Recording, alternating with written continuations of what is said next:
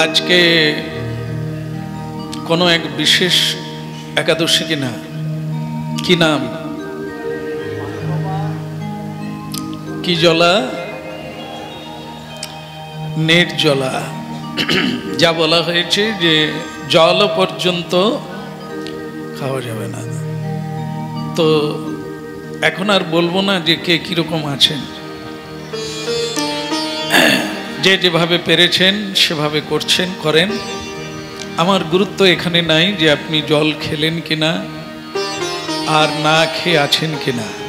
আমার গুরুত্ব হচ্ছে হরিবাসর, মানে হরির নিকটে বাস করা। আমি বলতে যেটা বোঝায় সেটা হচ্ছে চিত্ত, মন, বুদ্ধি। আমার মন, বুদ্ধি, চিত্ত শ্রী হরির চরণে আজকে সারা দিনটা কাটলো কিনা। যদি না কাটে তাহলে আপনার উপোস দেওয়ার কোনো মূল্য থাকলো না। উপোস দিলেন কিন্তু আপনি অন্য চিন্তায় মগ্ন থাকলেন। আপনার উপোস থাকার চাইতে কিছু খাওয়া ভালো ছিল। যে কারণে ব্রত করতে হয়, এটি হচ্ছে শ্রীহরির ব্রত। আমরা যদি কেউ ইচ্ছা প্রকাশ করি ভগবানের কৃপা লাভ করে আমি ধন্য হব, অবশ্য ভগবানের কৃপা লাভ করা সকলের দরকার নেই। সবার তো এটা প্রয়োজন নেই। ভগবানকে আমার প্রয়োজন আছে, ভগবানের কৃপা আমার প্রয়োজন আছে, এটা কদাচিৎ। যাদের একটু ভগবত তত্ত্ব জ্ঞান হয়েছে, সাধু সঙ্গ করে কিছু জেনেছেন, তাদের ভিতরে একটা নূতন বাসনার জন্ম নিয়েছে যে ভগবত কৃপা ছাড়া জীবনের সার্থকতা নেই। সার্থক মানে সিদ্ধি কাম। যেমন মনে করুন আমরা সংসার কেন করলাম, তাই মানে অনেক মানুষ এখানে এসে কাঁদেন, বাবা কি বলবো। আমরা শাস্ত্রেও সেটা দেখি একই রকম জিনিস। সেটা কি, সব আছে বাবা, 14 বৎসর বিয়ে করলাম, একটা ট্যাঁ হলো না। মানে কি হলো না, বাচ্চা হলো না। তাহলে কি সার্থক হতে পারলাম না। সে মনে করছে যে আমার সবই হলো, কিন্তু জীবনে একটি সন্তানের বাবা হতে পারলাম না। তাহলে সে সেখানে কি মনে করছে, যে আমার জীবনটা ব্যর্থ গেল। এই যে ধারণা, সেই ব্যক্তি কোনোদিন চাইবে না যে আমি ভগবানের কৃপা না পেলে আমার জীবনটা ব্যর্থ হবে। কারণ তার চাওয়া পাওয়া এই জড় জাগতিক, যেগুলো না সঙ্গে থাকবে, যেগুলো না সুখ দেবে, যেগুলো না আপনার জীবনে কোনো প্রয়োজন আসবে, আপনি তার জন্য দুঃখ প্রকাশ করছেন। আর তার জন্য আপনি ম্রিয়মান, তার জন্য নিজেকে আপনি বলছেন আমি অসার্থক।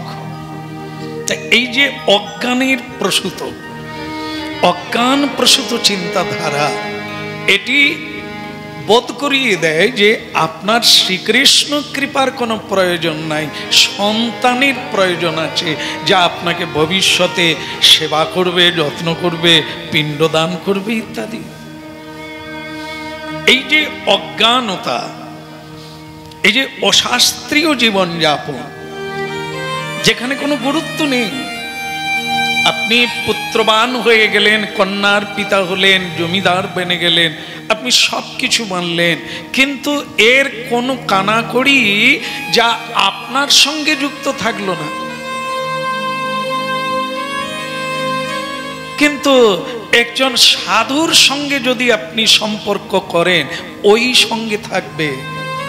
কারণ ওটা আত্মার সঙ্গে সম্পর্ক, বাকিটা সব দেহের সঙ্গে সম্পর্ক। দেহ শ্মশানে পুড়ে ছাই হয়ে গেল, আপনার সকল সম্পর্ক পুড়ে।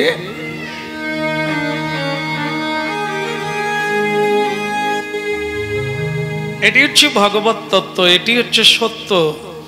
আর এর বাইরে যেটা থাকবে সেটা হচ্ছে আমরা মিথ্যার সঙ্গে সংযুক্ত। সেটি হচ্ছে আমার এবং আমি, এগুলি হচ্ছে জড় কামনা, যা মানুষকে জন্ম জন্ম জন্ম নিতে আবার সাহায্য করে। পুনর্জন্ম, আপনার বারবার জন্ম হবে, কিসের জন্য? কামনার জন্য। এবারে আপনি সন্তান পেলেন না, কিন্তু আপনার বাসনা কি হলো, থেকে গেল। তা থেকে গেলে আপনি কি ভাববেন যে তাহলে পরের বারে হবে, কিন্তু পরের বারে অবশ্য আপনি সন্তানের পিতা হবেন বা মা হবেন, কিন্তু একটা দুর্ভাগ্যজনক বিষয় হবে, মা কি শুধু মানুষ হয়? এতটা কিন্তু আমরা বুঝে দেখি না। বাবা তো শুধু মানুষ হয় না, জীবজন্তু হয়, তারাও সন্তানের মা হয়, তাদেরও পরিবার আছে, তাদেরও সংসার আছে, তাদেরও সুখ আছে, শান্তি আছে, আনন্দ আছে। আপনার জন্মের পরিবর্তন ঘটে যাবে, কারণ মনুষ্য জন্মকে দুর্লভ বলা হয়েছে, ওটা যেন তেন প্রকারে আপনি প্রাপ্ত হবেন না, ওটা অনেক সাধনার বস্তু। দুর্লভ মনুষ্য জন্ম, লোভিয়া সংসারে, কৃষ্ণ না ভজন দুঃখ কহিব কার। আমাদের এত দুঃখের কারণ সেটা একটাই, চৈতন্য চরিতামৃতে কেন মরে যারে তাপত্র। আসলে আমরা সবকিছু জানার চেষ্টা করি জ্ঞানের দ্বারা, কিন্তু আমি কে জানা হয় না। তাই আমি আমার পরিচয় না জানার জন্য যেটা হয় সেটা কি, ভুল করে অন্যের সেবা হয়, যার সেবা করার জন্য আসা।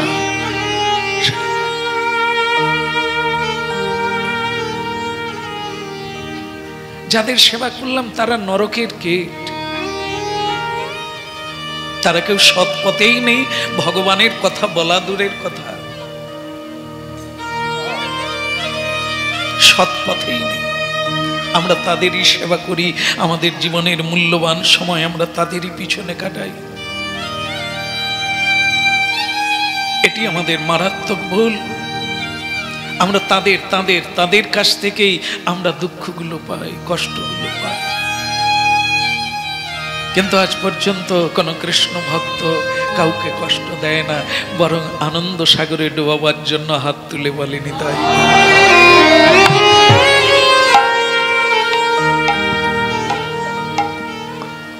এরকম অনেক মানুষকে বলতে শোনা গেছে, কৃষ্ণ নামে এত আনন্দ আগে জানতাম না, যার কেউ নাই, ভগবানকে নিয়ে যে এত সুন্দরভাবে থাকা যায় আগে জানতাম না। আজকে বহু মানুষ গোবিন্দ চরণ সার করছে, করতে হবে। এপারটা অসার জানলে ওপারে তবে তো যাব। এপারটা অসার, এর কিছু সার নাই। বাইরে আবরণ, বংশ, বংশ মানে বাঁশ, বাঁশের বাইরে আবরণ, ভেতরে ফাঁকা, সার শূন্য, অসার বস্তু, যার সার নাই।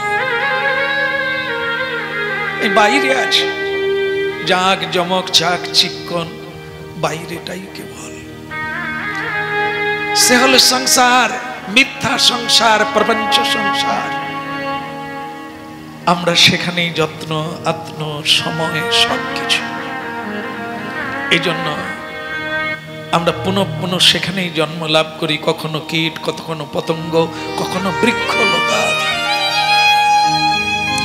কিন্তু সেই সে দুর্লভ জন্ম যে কৃষ্ণ ভক্তের গৃহে জন্ম নিল, কিংবা চণ্ডালীর গৃহে জন্ম নিয়ে কৃষ্ণ ভক্ত সঙ্গ করে কৃষ্ণ সেবা করতে লাগলো, সে নিজেকে চিনতে পারলো আমি কে। আমি কৃষ্ণের দাস, আমার কৃষ্ণ সেবা করাই হচ্ছে আত্মার জাতরতি। এই জন্য কি, যদি আমাকে জানবো তবে কর্তব্যটা কি করা উচিত বুঝতে পারবো। কর্তব্যটা যদি ঠিক হয় তাহলে আমার দুঃখ হওয়ার কোনো জায়গা নেই। শ্রী চৈতন্য মহাপ্রভু এই জন্যই হরিনাম এনেছেন। এই হরিনামের দ্বারাই সেই চৈতন্য সত্তা আবার জেগে উঠবে। আমরা চ্যুত হয়েছি, চ্যুত, ভগবান থেকে চ্যুত, বিচ্ছিত, ছিন্ন হয়ে গেছি, আলাদা হয়ে গিয়েছি। এখন আবার হরিনামের দ্বারা ভগবানের সঙ্গে সংযুক্ত হওয়া যাবে, জয়যুক্ত হওয়া যাবে ভগবানের। তো শ্রীমদ্ ভাগবত থেকে ভগবানের অমৃত কথা আস্বাদন করে আত্মার কলুষ মুক্ত করতে হয়। চেত দর্পণ মার্জনং, আমাদের প্রথম স্টেজ হচ্ছে বা প্রথম পদ বা প্রথম কাজ চিত্তের পরিমার্জন করা। চিত্তের পরিমার্জন কোনো পাউডারে হবে না, কোনো ঔষধে হবে না, কোনো বস্তুর দ্বারা হবে না, কারণ ওটা আভ্যন্তরীণ বিষয়। সেখানে কি মহাপ্রভু আনলেন জ্ঞানাঞ্জন শলাকয়া, জ্ঞানের দ্বারা। কি জ্ঞান? যে আমি শ্রীকৃষ্ণের অংশ, তিনি পরমাত্মা আর আমি আত্মা, তিনি অমৃত, আমি অমৃতের সন্তান, তিনি বিভু চৈতন্য, আমি অনু চৈতন্য। কিন্তু আজ আমি কেন এত দুঃখী? নিজেকে দরিদ্র মনে হয়, নিজেকে দীন মনে হয়, নিজেকে দুর্বল মনে হয়। কেন না আত্মার স্বরূপটা আবরণে চাপা হয়ে তার জ্যোতি হারিয়ে গেছে, তার স্বরূপ হারিয়ে গেছে। এখন আমার নকল স্বরূপ এসেছে, যেটা আমি, এখন আর আমি সেটা নাই। সেটাকে ফিরিয়ে আনার জন্য হরিনাম, সে জপ বলেন, পূজা বলেন, পাঠ বলেন, কীর্তন বলেন, সেই স্বরূপটাকে ফিরে পান। বলো, আপনারা জানেন একটা জমিদারের ছেলে, জমিদারের ছেলে মানে কি বুঝতেই পারছেন, যে তার সম্পদ আছে, সুন্দর দেখতে, এবং তার সব অভাব নাই, জুড়ির গাড়িতে করে যেতে পারে, ইত্যাদি ইত্যাদি। সেই জমিদার ছেলেটা ডাকাত তাকে চুরি করে নিল। মানে চুরি করতে গিয়ে ডাকাত জমিদারের ছেলেটাকেও চুরি করে নিয়ে চলে গেছে। বলো, বাচ্চা ছেলে, আমার মতো নয়। তো ডাকাত যদি ছেলে চুরি করে নিয়ে যায়, কোথায় রাখবে? ডাকাত রানীকে ডেকে গভীর রাত্রে বলছে, কই গো, এই যে ডাকাত রানী, প্রণাম করে বসো। ওনাকে না, ডাকাত রানীকে বলছে, দেখো তুমি খালি আমাকে বলো, তুমি যতই হার দাও, গয়না দাও, একটা ছেলে দিতে পারলে না। গর্ভে ধরতে হলো না, আর লালন পালন কিছুই করতে হলো না, একবারে অপূর্ব ছেলে, অপূর্ব দেখতে, অপূর্ব তার হাসি দেখে তো ডাকাত রানী একবারে মানে আহ্লাদে আনন্দে আটখানা হয়ে গেলে। আর যৎপর নাস্তি স্বামীকে আদর যত্ন করলেন, ওগো এতদিন পরে তুমি চুরি করে জীবন ধন্য করলে, গয়নাগাটি কি ভিজিয়ে খাবো না ভেজে খাবো না রান্না করে খাবো? এই যে একটা ছেলে আনলে আজ জীবন ধন্য হলো। মা বলবে, বাবা বলবে, আমাদের পিণ্ড অনেক রকম ফ্যাসিলিটি আছে, বলবো রাধে রাধে। জমিদার কাঁদছে ছেলে হারিয়ে, আর ডাকাত রানী ছেলে পেয়ে মহোৎসব শুরু করে দিয়েছে। দু হাতে দান ধ্যান মহোৎসব চালু করে দিল। খা খা, মা বলো, মা মা মা, আধো আধো ছেলেটা মা বলতে শুরু। বাবা কাকে বলছে? ডাকাতকে বলছে, ওই তোমার বাবা। বাবা বলো, বাবা বলো, বাবা।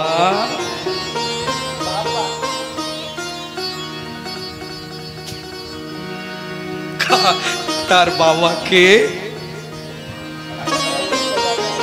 একজন জমিদার, হ্যাঁ, নানান গুণে গুণবতার, অনেক সাধু মানুষ তিনি, বহু দান ধ্যান করেন, সরল হৃদয়, হ্যাঁ, ভারী হৃদয়, মন সুন্দর পবিত্র। আর সেই বাবা বাদ গেল, এখন তার বাবাকে বাবা হ্যাঁ, আবার বাবা আবার শিখিয়ে দিচ্ছে মা। কি মা? ডাকাত রানী। ছেলেটা শিশুকাল থেকে ওকেই মা বলছে, জড়িয়ে ধরছে, আর বাবাকে বাবা বলছে, ডাকাতকে। তাহলে ছেলের পরিচয় আধার কার্ডে কি লেখা হবে? বলুন বলুন বলুন, আধার কার্ডে কার ছেলে? আমরা যেখানেই জন্ম নিচ্ছি আমাদের আধার কার্ড সেইখানকার ঠিকানা হয় কি না? আমরা এখন ডাকাত রানীর গর্ভে জন্ম নিয়েছি না ডাকাত পিতার কোলে আশ্রয় নিয়েছি এটা আমি বলবো না, শুধু শুনবেন আর মিলাবেন। আমরাও ডাকাত রানীর কোলে আছি কি না ডাকাতের কোলে, ডাকাতের ঘরে আশ্রয়ে বাস করছি কি না? স্বভাবটা এরকম হয়ে গেল কেন? ছিলাম তো জমিদারের পুত্র, ভগবানের পুত্র, কমল প্রাণ আনন্দময়ের পুত্র। এখন কার কোলে উঠলাম? এই তত্ত্বটাই বলা হচ্ছে। আমাদের পরিচয় বদলে গেছে, ঠিকানা বদলে গেছে, বাবা বদলে গেছে, মা বদলে গেছে, সংসার বি বদলে গেছে। এ সংসার নরক গুলজার, আর যেখানে ছিলাম সে হচ্ছে ভূমানন্দ ব্রহ্মানন্দের সংসার। সর্বদা হরি ওম হরি ওম। সকাল থেকে হরি ওম হরি ভক্ত আসা যাওয়া করে, কৃষ্ণ প্রসাদের ছড়াছড়ি হয়, প্রেমে মূর্ছা যায়। আমার বাড়ি ছিল সেখানে, অধিকার ছিল সেখানে, কিন্তু আমি অপহৃত হয়ে গেলাম। আমার স্থান বদল হয়ে গেল, পিতাবি বদল হয়ে গেল। যারা সাধুকে সম্মান করে না সে আমার পিতা।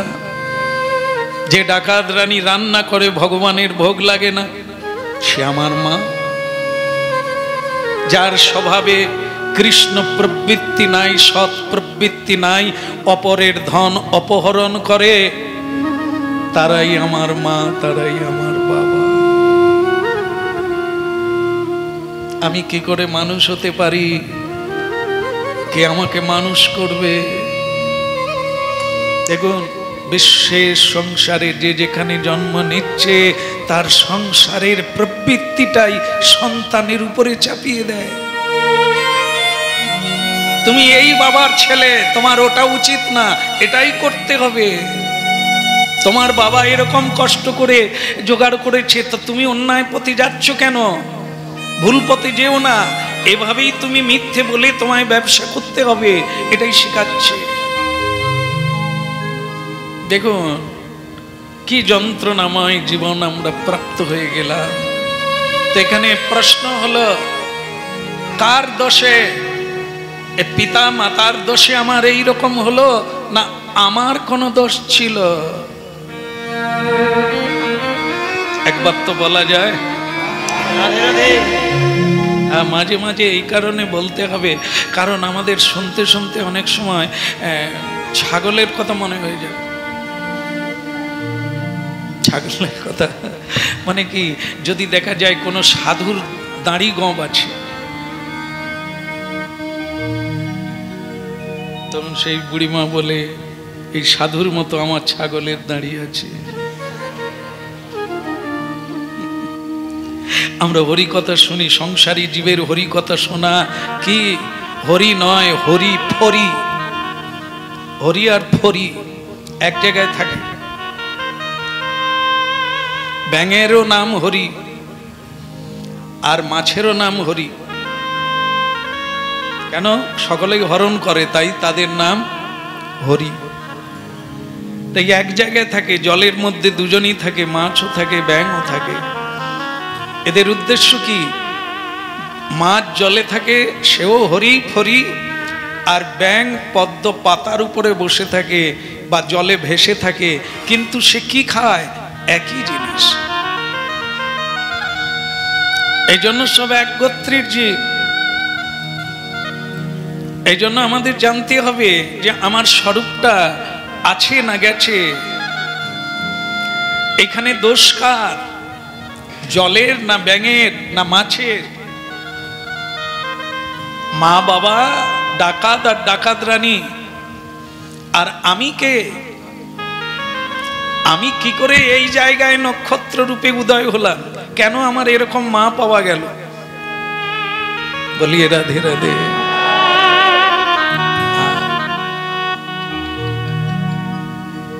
অনেকে দীক্ষা নেওয়ার পরে, শিক্ষা নেওয়ার পরে ধর্মপথে এসে বলছেন, শ্যামসুন্দর প্রভু কি করি বলুন তো বাবা? বলে কি? ডাক্তার বলছে ভালো মন্দ খেতে হবে, এখন আপনি বলুন কি করব? আমি কি তাকে বলতে পারি খেও না মরে যাও? সে প্রশ্ন করছে মানে কি? বাঁচার ইচ্ছে আছে, বাঁচতে গেলে খেতে হবে। যারা ওই ভালো মন্দগুলো খায়, জলেরও খায়, নদীরও খায়, সমুদ্রেরও খায়, তারা আজ পর্যন্ত কেউ মরেছে?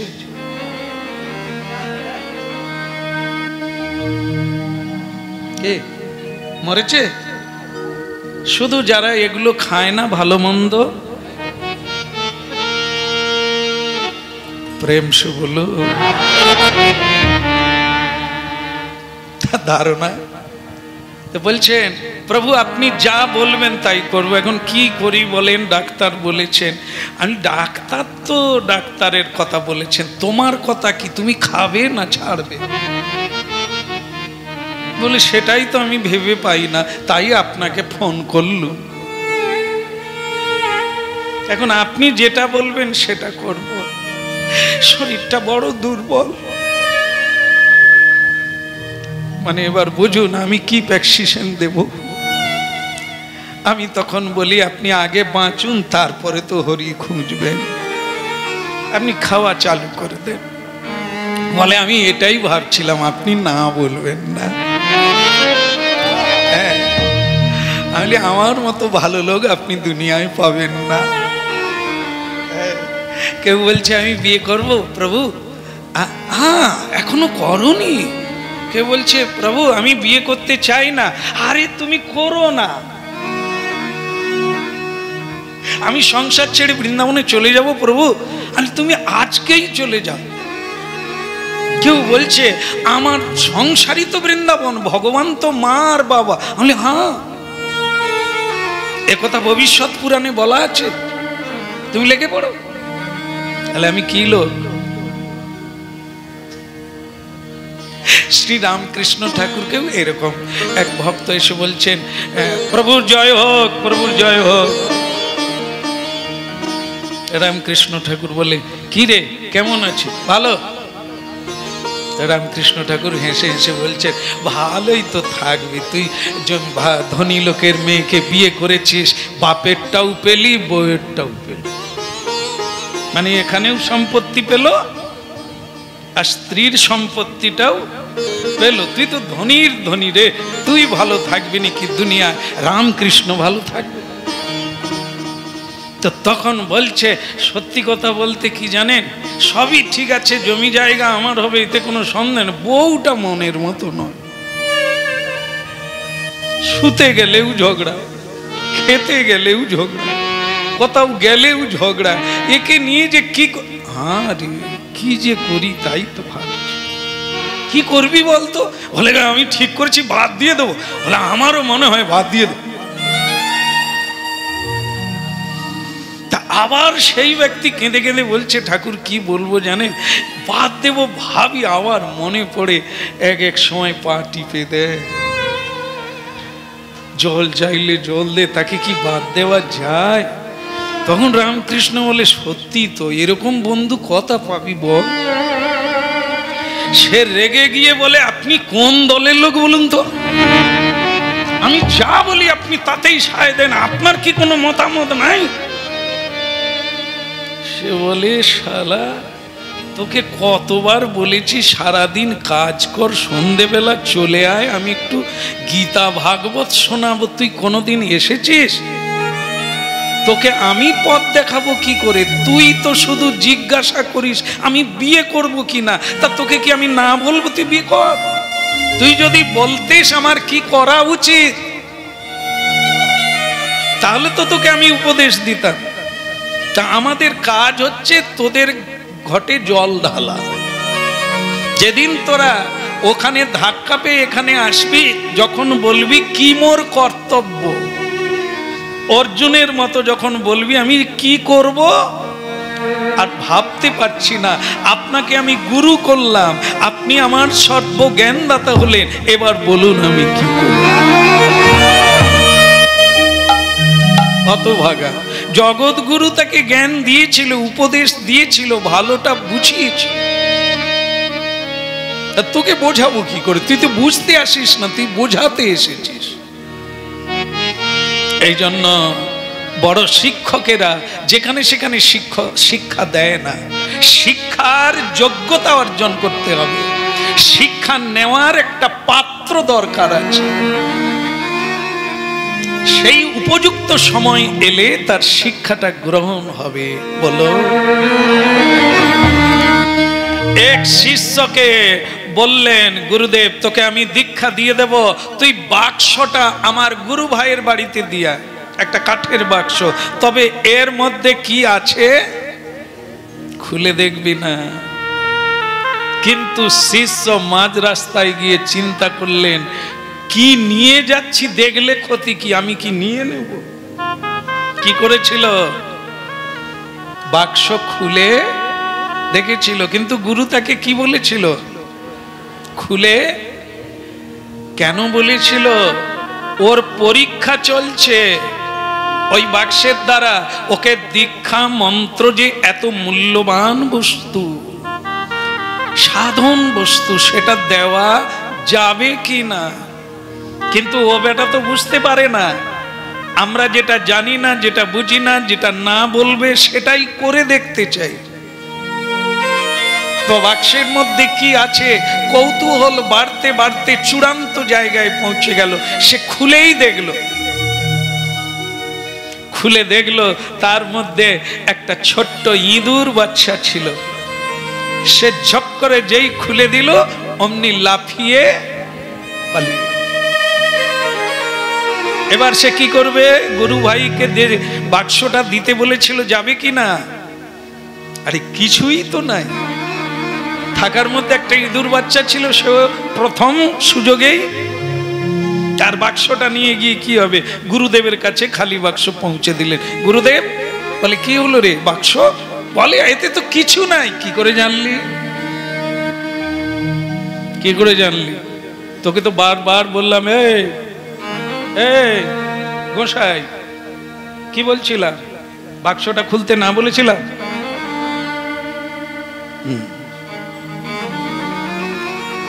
একেও ঔষধ দেওয়া হয়ে গেল। প্রেম সে বলো, যা এবার তোর বাক্স গুছিয়ে নিয়ে বাড়ি চলে যা। গুরু ছাড়া গতি নাই, গুরু ছাড়া পথ নাই, গুরু ছাড়া গোবিন্দ নাই। যাকে পাওয়ার জন্য এলি তাকে তোর হাতে দেওয়া যাবে না। এখনো গুরুতে বিশ্বাস নাই, গুরু বাক্যে বিশ্বাস নাই, গুরুতে কোনো আস্থা নাই। তুই খুলে দেখলি রাস্তায়, বাক্স খুলে যদি দেখতে পারিস কিছু নাই, কিছু কি ছিল না? ছিল কি না? ইঁদুর বাচ্চাটা ছিল তো, সেটা কোথায় গেল? রাখতে পারলো না। আমাদের এটাও তো বাক্স, দেহটা তো একটা বাক্স। এর মধ্যে সেই জপ ধ্যান আস্বাদনের মূল্যবান মহামন্ত্র শ্রী গুরুদেব দেবেন কি করে? এ তো খোলা বাক্স। আমরা না গুরু মানি, না গুরু বাক্য মানি, না শাস্ত্র মানি, তা কিভাবে আমরা সেই পরম বস্তুকে ধরে রাখবো হৃদয়ে? এই জন্য এ বস্তু সকলে প্রাপ্ত হতেই পারে না। বলুন কি থেকে এখানে এলাম, কি গল্প চলছিল? বাহ, ধন্যবাদ। আমি ভাবছিলাম ভুলে গেছেন, ছেড়ে দেব। ছেলেটা ডাকাত রানীর কোলে মানুষ হয়ে বড় হয়ে গেল, চাপ দাঁড়ি রাখলো, আর এখানে গাঁব রাখলো। তিলক কি দিল? কি তিলক? সিন্দুর, সিন্দুর, সিঁদুর, লাল তিলক। এরা কারা? শক্তি উপাসক। যারা এখানে লাল তিলক দেন এরা হচ্ছে শক্তি উপাসক। তাই আর ভয়ঙ্কর মূর্তি। কেন? ডাকাতের কি দয়া আছে, মায়া আছে, করুণা আছে? কাঁদলেও ছাড়বে না, মেরে দিয়ে চলে যাবে। কাঁদলেও ছাড়বে না, অপহরণ করে নিয়ে চলে যাবে, চুরি করে আপনার সঞ্চিত অনেক কষ্টের ধন নিয়ে চলে যায়। দয়াহীন, মায়াহীন, পাষাণ সদৃশ হৃদয়, তার বাড়িতে সন্তান মানুষ হলো। প্রশ্ন ছিল কার জন্য? মায়ের জন্য, বাবার জন্য, না নিজের জন্য? ওখানে তার জন্ম হলো দুইয়ের জন্য, দুইয়ের জন্য। মা বাবা স্বীকৃতিহীন, ভজনহীন, কেবলই কাম যোগে সন্তান চাইছে, কামুক সন্তান। যেন তেন প্রকারে চুরি করো, বাটপাড়ি করো, লোক ঠকাও, রোজগার করো দুই হাতে। চরিত্রের প্রয়োজন নেই, আদর্শের প্রয়োজন নেই, কোনো বিবেকের প্রয়োজন নেই। রোজগার করে বড়লোক হতে হবে, এটারই প্রয়োজন, এটারই গুরুত্ব। এই জন্য তারা ছেলে চেয়েছিল এরকম। এই জন্য জন্মটা হলো যেখানে, কিন্তু মানুষ হতে পারলো না। সেখানে হলো কোথায়? ও ছেলেটাও এরকম ছিল, এসব নিয়মের মধ্যে থাকতে চাই না, এরকম শিষ্টাচারের মধ্যে থাকতে চাই না। জোর জার রাবণের মতো পারলে লোকের স্ত্রীকেও তুলে নিয়ে চলে আসবো, আমার কিছুই করতে পারবে না। আজও ঘটছে, সেকালেও ঘটেছিল। এগুলি হচ্ছে অসুর প্রবৃত্তি। এ সন্তানের জায়গা কোথায় হবে? যারা এরকম সন্তান, কামুক, যারা কোনো নিয়ম মানে না, কাম উপভোগী জীবন, কোন সাধু গুরু ভগবান কিছুই মানে না। তারা কি করে? কেবলই মিলন হয় ছাগলের মতো, কুকুরের মতো, যেখানে সেখানে রাস্তাঘাটে। কোনো লজ্জা নাই, কোনো বিবেক নাই, কোনো শরম বলতে কিছু নেই, কেবল উপভোগ করাই হচ্ছে জীবন। তা এরা কেমন সন্তান পাবে? খাপে খা, রতনে রতন, উত্তমে উত্তম, অধমে অধম। তাই এখানে এসে গেল, এটা দুইয়ের সংযোগ। বিধাতা শুধু মিলিয়ে দেয় কে কি চাইছে, কোন মেয়েটা কি স্বামী চাইছে, কাকে চাইছে, ভক্তি না জড় জগতের কাম উপভোগ, না জড় রস পাবার জন্য। সেই অনুসারে বিধাতা কেবল যোগটা ঘটিয়ে দেয়। আপনারা জানেন কি ফোন কিভাবে আসে? বলো। এই যে হ্যালো পিসিমা, হ্যালো বৌদি করেন, কিন্তু আপনার বৌদির সঙ্গে সরাসরি কানেকশন নাই। যেখানে ফোন কোম্পানি সেখানে বিরাট অফিস। আপনার ফোন এলে ওই কানেকশনটা নিয়ে একজন বসে আছে কম্পিউটারে, তিনি ওই কানেকশনের সঙ্গে অ্যাড করে, তবে কি আপনি লাইন পান, নালে করলেই পেয়ে যাবেন, এটা না। ওখানে কাজ করছে, আপনার লাইনটা ওই লাইনের সঙ্গে সংযোগ করে, তবে আপনি পান আপনার লোককে। ঠিক বিধাতা এই কাজটাই করছেন। আপনি যাকে চাইছেন, আপনি যেমন হতে চাইছেন, কানেকশনটা কেবল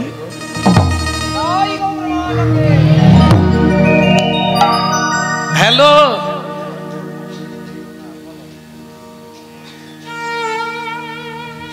কারা বলে? সর্বসাধারণ মানুষ বলে হ্যালো। আর যদি কৃষ্ণ ভক্ত হয়, তাহলে ফোন কাকে করবে? হ্যালোর লোককে না শ্রীকৃষ্ণ ভক্তকে? কানেকশন কোথায় দেবে? আমাদের ফোন করলে আমরা বলি জয় নিতাই। যারা ফোন করে জীবনে জয় নিতাই বলে না, জড়িয়ে জড়িয়ে বলে। বলে কেন কানেকশনটা জয় নিতাইয়ের সঙ্গে হয়েছে, হ্যালো বললে হবে না। আমরা যখন কথা বলি না সে তখন কি হ্যালো হ্যালো হ্যালো জয় নিতাই, হ্যাঁ হ্যাঁ জয় নিতাই জয় নিতাই। তাহলে কানেকশন কোথায় হলো? জয় নিতাই। আমরা কি চাই? তিলক দেওয়া স্বামী নেব না, তিলক দেওয়া মেয়ে নেব না, এসব বেড়ে বেড়ে এখন আধুনিক মডার্ন চাই, যার চুল থাকবে না, ফেস থাকবে। কি সেই ছেলে চাই যার দুদিকে চুল কাটা থাকবে, শুধু মাঝখানে থাকবে। সেই ছেলে চাই যার এক কানে একটা থাকে গো এরকম, আমি দেখি তো সব এরকম, এখানে বালা থাকবে, সব ডাকাতের মতো থাকবে, বেশ পেশি মোটা হবে এইখানে। বলো, আমি বলতে পারি, আপনারা মিলিয়ে নেবেন এগুলো হচ্ছে কিনা। তা আপনি সেরকমই কানেকশন, কোম্পানি আছে তার সঙ্গে কানেকশন। এই আমাদের চাওয়া যেমন পাওয়া তেমন। ডাকাত রানীর কোলে কেন বলো? আচ্ছা, এই কাহিনীর সঙ্গে কৃষ্ণের একটা মিল আছে কিনা? শ্রীকৃষ্ণ কোথায় জন্ম হলেন? বসুদেবের পুত্র রূপে, দেবকী মায়ের গর্ভে। কিন্তু উনিও তো এরকম পাল্টাপাল্টি হয়ে গেল। কিন্তু উনি কি ডাকাত রানীর কোলে গেলেন? হায় হায় হায় হায় হায়, দেবকী মায়েরও ওপরে। মা যশোদার মহিমা দেবকী মায়ের ওপরে। মাধুর্য রসের অধিকারী হচ্ছে আমার যশোদা মা, আর দেবকী হচ্ছে ঐশ্বর্য মার্গের। তা বলে তুমি না। এত মন দিয়ে শুনছে, মনে হয় আমি ওর কথা বলছি। পারলে হবে, কারণ আমি শুরুতে যশোদা নাম রেখেছিলাম, কৃষ্ণ তার কোলে থাকবে। তারপরে দেবকী নাম রাখলাম, আমি চাই আমার কেউ না হোক, ওদেরই কৃষ্ণ হোক। আজ তাই হয়েছে। ওরা যশোদার দেবকী ওদের কোলে, গোকুর গোপাল এসে গেল, তাই গো। আমি আর এর মাঝখানে থাকলাম না। তো যাই হোক, যশোদা হতে হবে, নাম হলে হবে না। সেই গুণাধিকারী হলে স্বয়ং শ্রীকৃষ্ণ এসে যাবে। তাহলে মাধুর্য রসের অধিকারী যশোদাজি। যে যশোদা মা শ্রীকৃষ্ণের বাৎসল্য রসের পূর্ণ অধিকারী, গ্রহণ করলেন। দেবকী মা পারলেন না, শুধু কেঁদেই জীবন কেটে গেল। জন্ম দিলেন, পেলেন, কিন্তু রাখতে পারলেন না। তারও কারণ ছিল, যে কারণ ছিল না যশোদা মায়ের। তাই পুরোটাই উপভোগ করলেন মা যশোদা, যেটা কেউ পায় না, কোন মা পায় না, সেটা মা যশোদা প্রাপ্ত হয়ে গেল। এরকম আছে, আমি যেমন আমার জায়গাটা হবে সেখানে। যে জয়ছে ভজে কৃষ্ণ তারে তৈছে ভজে।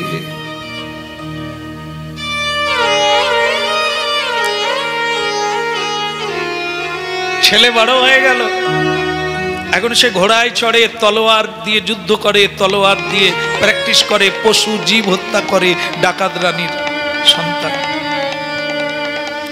একদিন ঘোড়া নিয়ে যেতে যেতে একটা জঙ্গলের তেমাথার মোড়ে এক সাধু বসে আছে। সাধুর সঙ্গে দেখা হয়ে গেল। সাধুর সঙ্গে দেখা করে নাই, সাধু তাকে ডাকছে। এই সাধু কে? এই সাধু তিনি জমিদার ঘোষণা করেছেন, আমার ছেলেকে যে খুঁজে এনে দেবে আমি তাকে উপহার দেব। কেউ পারে না। এক সাধু জমিদারকে কথা দিয়েছেন, আমি আপনার ছেলেকে ফিরিয়ে দেব। সেই সাধু আজকে মোড়ের মাথায় বসে আছে। তাহলে কি? জয় মাধব, জয় মাধব মদন মুরারি। मदन मुरारी माधव मदन जय माधव मदन मुरारी केशव केशव काले मलहारी केशव केशव केशव काले मलहारी माधव माधव मदन जय माधव मदन मुरारी के कार पिता के कार माता जगत गुहकी के कार पिता के कार माता সেই সময় ঘোড়া নিয়ে যাচ্ছে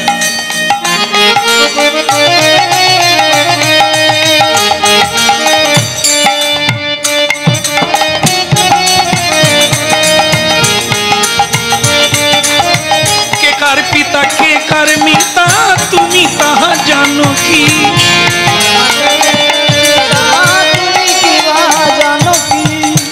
সাধু কিন্তু চোখ বন্ধ করে গাইছে কে কার পিতা কে কার মাতা তুমি তাহা জানো কি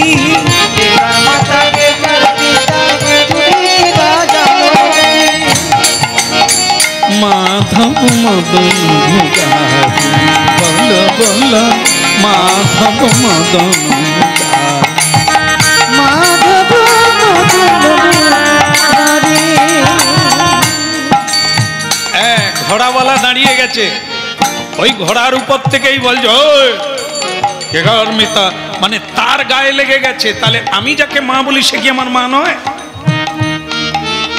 তুমি তাহা জানো কি এই যে কথাটা বলেছে না যেন মনে হলো ওই ঘোড়ায় যে চড়ে আছে তাকে বলছে কিন্তু সাধু চোখ খোলে না তার মানে এটা গান নিজেকে বলা আমি যাকে মা বলছি সে কি আমার মা এই কথাটাই সে গানের মধ্যে বলতে চাইছে কিন্তু তার গায়ে লেগে গেছে এ সাধু কি ভুল বকছো সব চোখ বন্ধ করে পেটের জ্বালা চুপ করা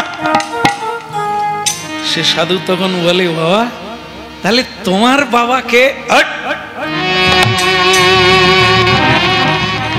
দেখতে পাচ্ছ কোমরে কি গুঁজা আছে তলোয়ার চাক্কু এটা দেখতে পাচ্ছ আমি কার বেটা বলতে হবে আলাদা করে চোখ পাকিয়ে একবারে কপ পাকিয়ে বড় বড় চোখ বের করেছে দেবো একবার খুঁজে দেবো বুঝতে পারবে প্রশ্ন করে আমার বাপকে চেনে নাম ডাক আছে আমাকেও সবাই চেনে আমি অমুক ডাকাতের ছেলে আর তুমি কোথার থেকে আসছো জানো না আমি কার ছেলে তাহলে এই সাধু তো অনেক জানতা সে বলছে তোমাকে কিন্তু আমার দেখে মনে হচ্ছে তুমি যাকে মা বলছো তোমার মা এই ঘোড়া থেকে নেমে গিয়ে বলছে তুমি সব কি বাজে বাজে কথা বলছো বলে দেখো বাজে কথা বলি সত্যি কথা বলি তুমি পরীক্ষা করে দেখো বলে কিভাবে দেখবো আজকেই রাত্রিতে শোবে কিন্তু শুয়ে ঘুমিয়ে যাবে না জেগে থাকবে আর তোমার মা বাবা কি কথা বলে তুমি শুনবে তুমি কিন্তু খাবে না আজকে মাও বলবে না কিছু মেজাজি ছেলে আছে না খাবো না ওরে তোর কি হয়েছে বল না বলবো না আরে কি চাই বল না কিচ্ছু চাই না এরকম হলে দেখবেন মা বাবা চিন্তায় পড়ে যাবে সারা রাত ঘুমোতে পারবে না কি হলো এই হয়ে গেল ডাকাত রানীর তাই ছেলে ওই সাধুর কথা শুনে পরীক্ষা করবে বলে বাড়িতে এসেই মেজাজে খাবো না মা বলে বাবা রে কি কেন মা আদর করে বেশি বলুন তো এ তো আমাদের ছেলে নয় কোথায় কি হয়ে যাবে কে জানে বাবা পুরুত করে উড়ে যাবে এই জন্য আদর যত্ন করে বাবা রে ওরে বাবু সোনা রে এরকম করে না খাবো না যাও সরে যাও কিন্তু ডাকাত বাবা এখন কাজে গেছে অফিসে গেছে সে তো বাড়িতে নাই ডাকাত রানী কিছুতেই বোধ করতে পারলো না ছেলে আলাদা ঘরে গিয়ে শুয়ে পড়লো পাশের ঘরে মাও গিয়ে খাওয়া দাওয়া নাই কিচ্ছু নেই ফুসফুস করে কাঁদছে এমন সময় রাত 12টার পরে অফিস থেকে ঢুকে গেল এসেই বলে কই গো শুনছ? বলো কি হয়েছে, বলো কি হলো, তুমি রুগীর মতো কেন, কি হয়েছে? আর বলো ছেলে খেয়েছে, ও খেয়েছে, ঘুমোচ্ছে তো, ওইটাই তো বলছি। আজ যে কি হয়েছে বুঝতে পারি না, এরকম কোনোদিন দেখিনি। কি মেজাজ, মাও বলেনি, খাবারও খেলো না, কোনো কথাও বললো না, শুয়ে পড়েছে। তাহলে কি জানতে পেরে গেছে যে আমি ওর বাবা নয়, তুমি ওর মা নয়? তুমি কি বলে ফেলেছো নাকি? আমি কেন বলতে যাব, ওটা তো আমি বলি না। তাহলে কি অন্য কেউ বলতে পারে? কি স্বামী স্ত্রী কথা তাকে তো সাধু কি বলছে, জেগে থাকবি। এবার কি হলো, সত্যটা প্রেম সে বলো, সে বলে ওরে তাই বলো, তাহলে আমি এদের ছেলে নয়, তাহলে আমি কার ছেলে? এরা তো বলবে না। ভোরবেলা সাধুর কাছে ছুটে গেল, বলো রাধে রাধে। কি যেন বলছিলাম, ভোরবেলা ডাকাত ছেলে সাধুর কাছে ছুটে গেল, সাধু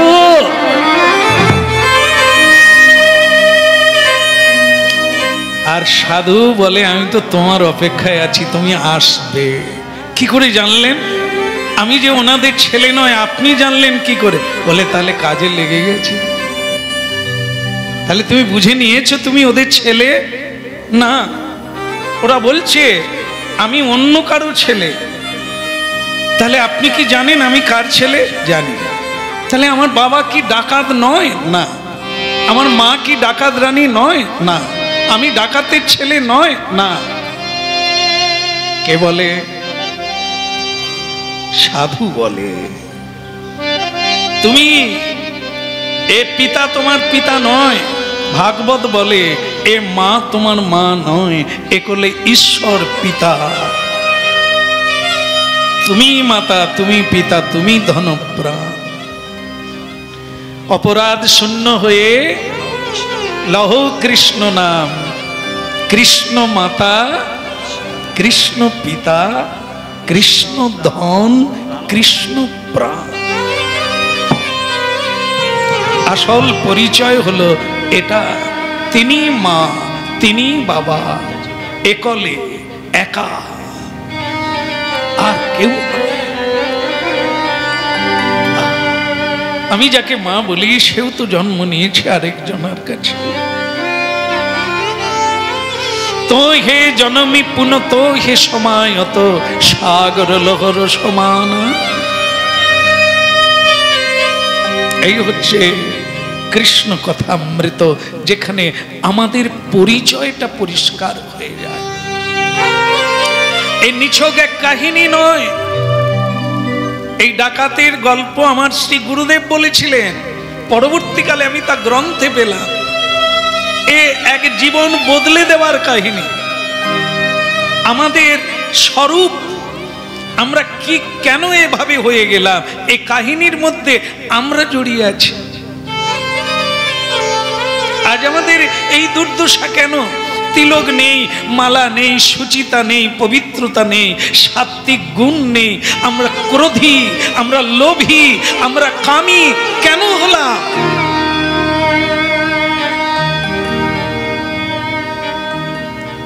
চ্যুত হয়ে গেছে, অন্য জায়গায় চলে এসেছে, তাই স্বভাব বদলে গেছে। এই জন্য নামে বুক ভরে যায়, অভাব মিটায়। তারপরেরটা স্বভাব, স মানে নিজের ভাব কোনটা? আজকে যেটা আছে এটা আমার ভাব নয়, এটা আত্মার ভাব নয়। সেটা ফিরে পেতে চাই হরিনাম, সেটা ফিরে পেতে চাই স্বভাবে পূর্ণ হওয়া, স্বভাব প্রাপ্তি হওয়া। সাধুর সঙ্গ চাই, তার প্রভাবে আমার চিত্ত প্রবৃত্তির বদল। তাহলে এরা আমার মা নয়? না। তাহলে আমার বাবাকে এই নে। ভগবান শ্রীকৃষ্ণের একটা চিত্রপট বের করলেন, মুরলীধর কৃষ্ণ, এই নে, এটাই তোমার বাবা। যেই পেল দর দর ধারে, ডাকাতের ছেলে কাঁদতে লাগলো। এত সুন্দর, এত সুন্দর যার নয়ন, দেখলে সব ক্রোধ, সব বাসনা শান্ত হয়ে যায়, সব লোভ প্রশমিত হয়ে যায় যার দিকে তাকালে। এত শান্ত, এত সুন্দর, সে আমার পিতা। আর আমি যাকে বলি তিনি ক্রোধী, তিনি কামী, তিনি ভয়ঙ্কর। এ আমাদের কথা, সবার কথা। আমাদের আজ এই দুর্দশা। কাকে বাবা বলছি যে আমার মঙ্গল চায় না, যাকে মা বলছি সে আমার মঙ্গল চায় না। সাধু চাইছে বাবার ছেলে বাবার কাছে ফিরে যাক, গুরু চাইছে তোমার বৈকুণ্ঠে নিবাস, তুমি বৈকুণ্ঠে ফিরে চলো, আনি তাই গৌর বলে ফিরে চলো। কিন্তু মা চায় না, বাবা চায় না। ঠাকুর ঠাকুর বাড়িতে আনা যাবে না, আর ঠাকুর আসা মানে নিরামিষ খেতে হবে, ওসব আমার বাড়িতে চলবে না। একাদশী করা যাবে না, না খেয়ে মরে যাব। তার বাড়িতে জন্ম নিয়েছেন আপনারা, ভাবুন। জনে জনে এই দুঃখ প্রকাশ করছে, সে পারছি না, লড়ে পারছি না, লড়াইয়ে হেরে যাচ্ছি, কি করব? কিছু করার নেই। এ তোমার নিজের দোষ। কেন তুমি এখানে পড়লে? তোমার চাওয়া ছিল এই বিষয়ে বৈভব, এই ধরনের মা চাওয়া ছিল। বিধাতা ভুল করেনি। এখন কাজ তোমাকে ফিরে যেতে গেলে স্বভাবে পরিণত হতে হবে, আর সেই ভাব আনতে গেলে কৃষ্ণ কথা অমৃত আসবে। এই স্বভাব ফিরে আসছে। বহু মানুষ মাংসাশী প্রাণীর মতো সবকিছু খাচ্ছিল, এখন অনেকেই তা ছেড়ে দিয়ে কৃষ্ণ প্রসাদ পাচ্ছে, মানে ফিরে এসেছে। আগে অকথা কুকথা বলতো, সাধু নিন্দা করত, আজকে তারা কৃষ্ণ গুণগান গায়, সবাইকে ক্ষমা করে দেয়। হানি তাই গৌর। এরা কারা? সাধুর সঙ্গ প্রভাবে স্বরূপটা ফিরে পেয়েছে, নিজের পিতা মাতাকে জানতে পেরেছে, নিজের জায়গাটা কোথায়, বাড়ি কোথায়, আসল বাড়ি কোথায় জানতে পেরেছে। আমরা আমেরিকা যাই, দুবাইয়ে যাই, যেখানে যাই, জাপানে যাই, আমরা রোজগারের জন্য যাই, কর্মের জন্য যাই, বাড়ি কিন্তু মেদিনীপুরে।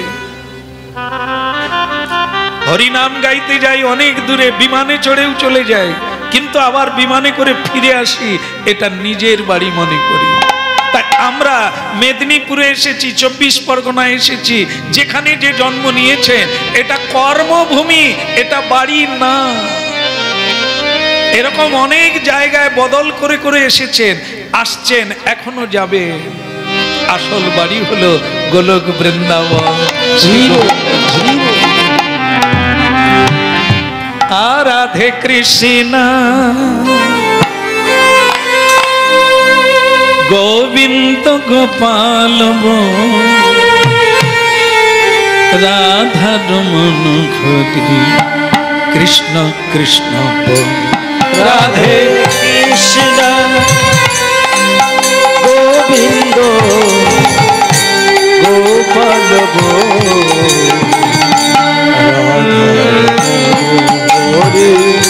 কৃষ্ণ কৃষ্ণ রাধে কৃষ্ণ গোবিন্দ গোপাল বল রাধা রমন ঘটি কৃষ্ণ কৃষ্ণ রাধে কৃষ্ণ গোবিন্দ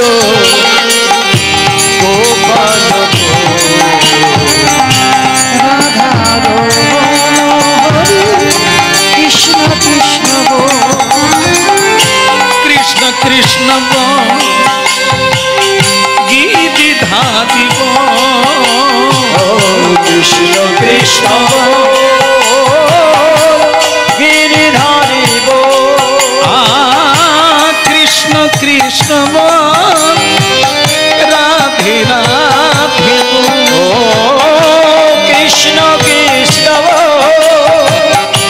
রাধে রাধে রাধে কৃষ্ণ গোবিন্দ গোপাল বল, রাধা রমন হরি কৃষ্ণ কৃষ্ণ বল। রাধে কৃষ্ণ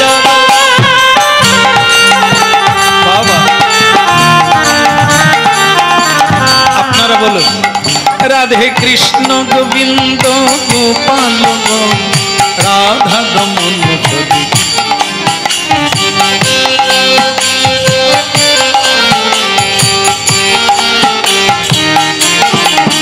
রাধে কৃষ্ণ গোবিন্দ গোপাল বল, রাধা রমন হরি কৃষ্ণ কৃষ্ণ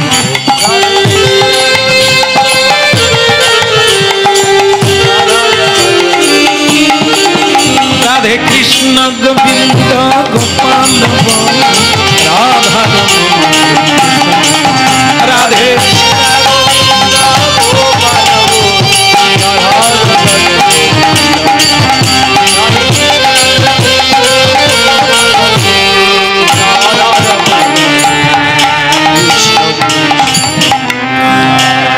শ্রী রাধা রানী কি।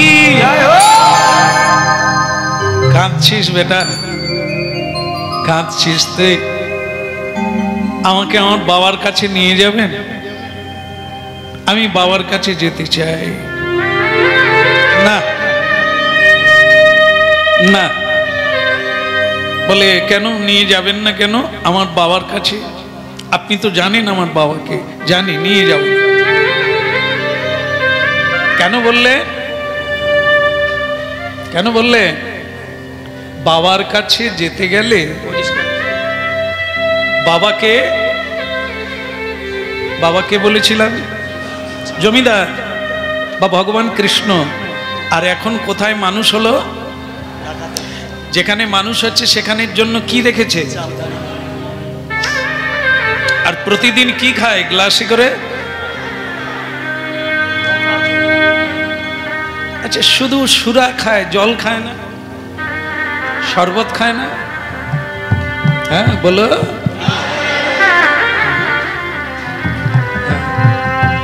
এখন আমরা কীর্তনে গেলে সব জায়গায় শরবত দেয় না, এখন ওই সব ফ্রিজের ভেতরে থাকে। আমাদের মাধব প্রভু আবার ডবল করে খায়। ওর ধারণা আছে যে ওই কি স্পাইট না কি বলে, এসব খেলে নাকি হজম শক্তি বাড়ে, এজন্য ঘন ঘন খায়। আর যদি গ্লুকন্ডি গুলিয়ে আনে, না না অম্বল হয়ে যায়। 8 গ্লাস শরবতের 1 গ্লাস যায়, বাকি তাদের ফিরে নিয়ে যেতে হয়। তারা যে 8 গ্লাস নিয়ে আসলো 8 জনের জন্য, এদের সকলের অম্বল। মানে গ্লুকন্ডি আনলে খাবে না, নেবু নিগড়ে আনলে খাবে না, কিন্তু ফ্রিজ থেকে বের করলে বোতল সমেত ধরে নেয়। খাবার পরে যেটা থাকবে সেটা আবার বগলে পুরে নেয়। চিন্তা করুন। আর আমি এক দুর্ভাগা, সম্মান রক্ষার জন্য আমাকে দিলেই আমি খেয়ে, না হলে তারা কি মনে করবে? এটা তো সম্বর্ধনা আছে, সেটা তো ধরতে হবে। এরা খাবে না, না না। ওর বাড়িতে কোনো আত্মীয় এসে শরবত রেডি হয়ে যাবে, যদি না বলে দেয় ও কি করবে? এক এক জায়গায় জল খাবার রেডি আছে, লুচি পুরি, এ তো বাড়ির থেকে খেয়ে, না না বাড়িতে খেয়ে আস। ওর বাড়িতে আত্মীয় এসে যদি বলে রান্না হয়ে গেছে, তারপর যদি বলে আমরা তো বাড়িতে খেয়ে আসছি, কবে যে শিখবে ভগবান। আরে তুমি যত খেয়ে আসো, এইটা কি লোকের বাড়িতে বলে আমি খেয়ে আসি? অল্প খাও। তো যাই হোক, এর কাছেই আমি সব শিখি। বলো রাধা রানী কি। ওদিকের কি হলো যেন, বাড়ি যাবে, বাবার কাছে যাবে। সাধু বলে দিলেন তোমার যাওয়া যাবে না। কারণ তুমি এক স্বভাব বদলে গেছে, ভাব বদলে গেছে, সাজ বদলে গেছে, এইটা আবার বদল করতে হবে। নিতাই গৌর। আমরা যারা হরিকথা শুনছি, যারা আজকে একাদশী ব্রত করেছি, ফিরে যাবার জন্য, স্বরূপটা পাওয়ার জন্য, আমাদের নিজের পরিচয় জানার জন্য, তা সেটা জানতে গেলে কি করতে হবে? হরিনাম করতে হবে। হরিনাম করলে স্বভাব ফিরে আসবে, প্রসাদে রুচি হবে, হরিনামে রুচি হবে, সাধু সঙ্গে প্রেম হবে, তবেই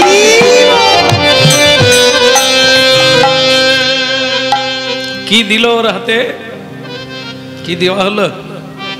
চিত্রপট। বিগ্রহ দেওয়া হয় না। অনেকে দেখবেন দীক্ষার আগে বিগ্রহ নিয়ে চলে এসেছে। বৃন্দাবনে গিয়ে বিগ্রহ আনছে, নবদ্বীপে গিয়ে বিগ্রহ আনছে, তারাপীঠে গিয়ে মা কালীকেও নিয়ে চলে আসছে। যেখানেই যায় একটা করে ঠাকুর। তারপরে লোকে মন্দির তো বানায় না, হয় চিলাকোঠায়, নালে সিঁড়ির তলায় মন্দির, সেখানে ছোট্ট ঘর, সেখানেই কালী, মনসা, দুর্গা, শিব, জগন্নাথ, পঞ্চতত্ত্ব, গৌরাঙ্গ, কে নাই? জায়গা কুলায় না, বসার জায়গা পায়নি। কার পূজা? যেখানেই যায় একটা করে নিয়ে চলে আসে। আর সেবা দেবার বেলা কি দেয়? 4টা নকুলদানা। সকলে ভাগ করে খাও, ঝগড়া করো না। কি আমি ভুল বলছি? এত দেব। আবার অনেকে সিংহাসনে আশপাশে জায়গা নেই, দেওয়ালে আছে কত দেব দেবী সব দিকে। আমি এগুলো কেন? সবাইকে ভালোবাসি।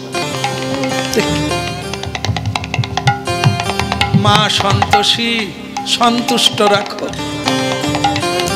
মা শীতলা, বসন্ত ঠিক রাখো। মা কালী, জোড়া পাঁঠা দেব, ব্যবসাটা চালিয়ে যাও।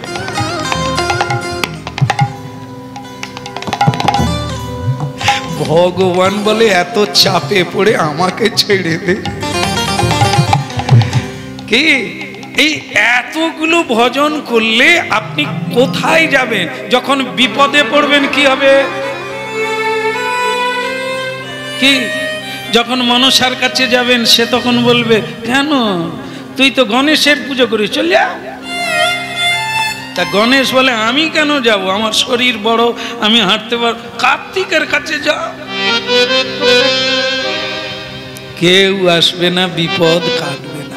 আর যদি শুধু শ্রীকৃষ্ণ করবেন, ওর তো দ্বিতীয় কেউ নেই। উনি সর্বে সর্বা, সকল দেবীরও ভগবান। আরে নির্ভয়, অভয় চরণার বিন্দ। কই বাত নেই, যা চিত্রপটটা দিলাম। এই জন্য আমাদের গৌড়ীয় বৈষ্ণবগণ বলেন, মন্দিরে শুধু একজনকে রাখো, শ্রী ভগবানকে রাখো।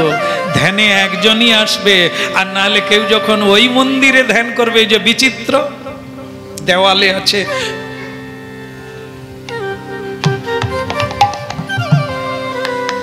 কে ধ্যানে থাকবে? জায়গা নাই হৃদয়ে। ওই যে কি গান যে আমাদের মাধবপ্রভু গায়, হিদ মাজারে। বাবা, তোমার এত বড় হৃদয় আছে? আমরা বলি ওগুলো বাদ দিয়ে দেন না, ছেড়ে দেব না, হিদ মাজারে রাখবো। কিন্তু নকুলদানা 4টার বেশি বাড়াবে না। তো এবার হৃদয়ে থাকবে, বলো।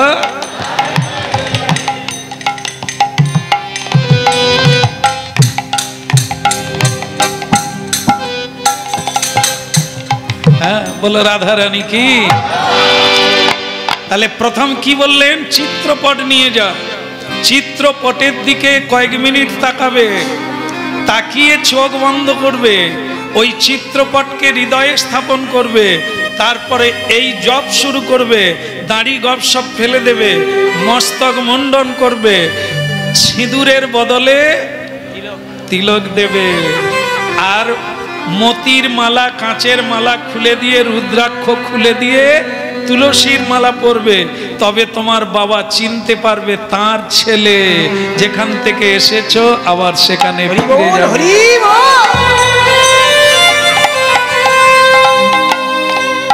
ফিরে গেল বৈষ্ণব চূড়ামণি সাধু সন্তরা এভাবে আমাদের পরিবর্তন করে যেখানকার ছেলে সেখানে পৌঁছে দেয়। হরিনাম সংকীর্তনের মূল উদ্দেশ্য নিজ ভবনে নিজ নিকেতনে ফিরে যাওয়া।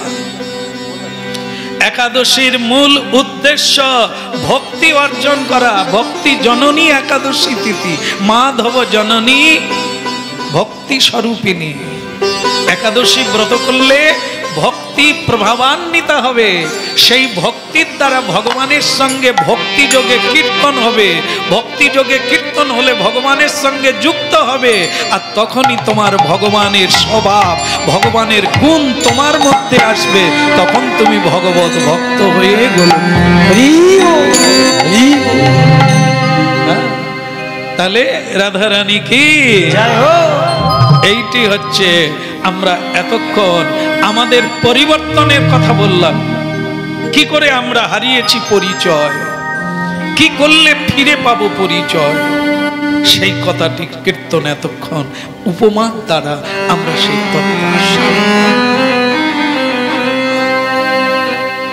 বলেছিলাম। ভাগবত থেকে বলবো, শ্রীমদ্ ভাগবতে বলি মহারাজের বাড়িতে ভগবান এসেছেন বামন রূপ ধারণ করে। বাড়িতে ব্রাহ্মণ এলে, সাধু এলে, সন্তরা এলে আমরা কি করি? প্রথম সোপান হচ্ছে, কর্ম হচ্ছে, সেবা হচ্ছে চরণ সেবা। চরণ সেবা হচ্ছে জল দিয়ে চরণ ধৌত করা, ধূপ দীপ দিয়ে তার পুজো করা, স্তুতি করা, নিবেদন করা, প্রার্থনা করা বৈষ্ণব চরণে। এটা শুরু করলেন বলি মহারাজ। চরণ ধৌত অতি শ্রদ্ধার সহিত করছেন, আর তার পত্নী তিনি জল ঢালছেন আর একবার করে বামন দেবের দিকে তাকাচ্ছেন। আর ভগবানের বদন সব সময় কি সুহাস্যযুতম, নবনীরদ নিন্দিত কান্তি ধরন, ব্রজবাসী মনোহর বেশ। ওনার বদনের দিকে তাকালে সব দুঃখ ভুলে যাবেন, সব হানিকর ভুলে গিয়ে আনন্দে মাতোয়ারা হয়ে যাবে হাস্যময় পরমেশ্বর। শ্রী বদন মণ্ডল দেখে বলি পত্নী বলে উঠল, আহা কি অপূর্ব দেখতে। আমি শুধু জায়গাটা আপনাদের ধরিয়ে শেষ করছি। সেটা কি, কোন পরিবেশ তৈরি করলে আপনি এরকম মনটা সেই স্তরে পৌঁছে যাবে?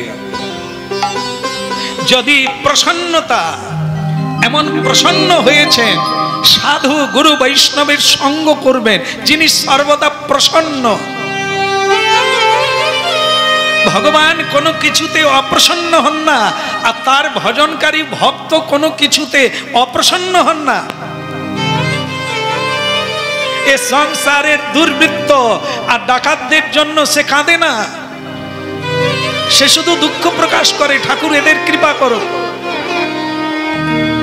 কেউ মরে গেলে কাঁদে না, কারণ গীতা যারা পড়ে তারা কাঁদে না, আর নিজে মরে যাবে তার জন্য দুঃখ প্রকাশ করে না। সুতরাং হাস্যময় জীবন। এটা কার গুণ? প্রসন্নতা হচ্ছে ভগবান শ্রীকৃষ্ণের এক অনন্য গুণ। 64টা গুণের একটা গুণ হলো প্রসন্নতা। এটা লাভ করে কারা? সাধু সন্তরা সাধনা করে ভগবানের কিঞ্চিত এই গুণাবলী প্রাপ্ত হয়। যা দেবেন খেয়ে নেয়, যা দেবেন মানে উত্তম খাবার নয়, কিন্তু তুলসী দিয়ে ভগবানকে নিবেদন করেছেন খুব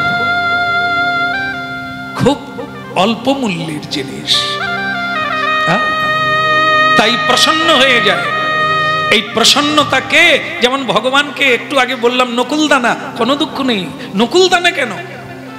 ভগবান নিজের মুখে বলেছেন কিছু না থাকে তুলসীর পাতা দে, দেখেন কেমন ভগবান, যাকে পুরীধামে মন মন তন্ডুল রান্না করে ভোগ লাগাচ্ছেন, ভারে করে ভোগ নিয়ে যাচ্ছেন, ভারে করে কাঁধে করে, তাও তিনি প্রসন্ন। আর ওইখানেই আছে কোন কৃষ্ণ ভক্ত সকালবেলা শিউলি পাতার রস দেয়। এক কৃষ্ণ ভক্তিমতী মা ছিলেন, সকালবেলা শিউলি পাতা চটকে জগন্নাথকে ভোগ লাগায়।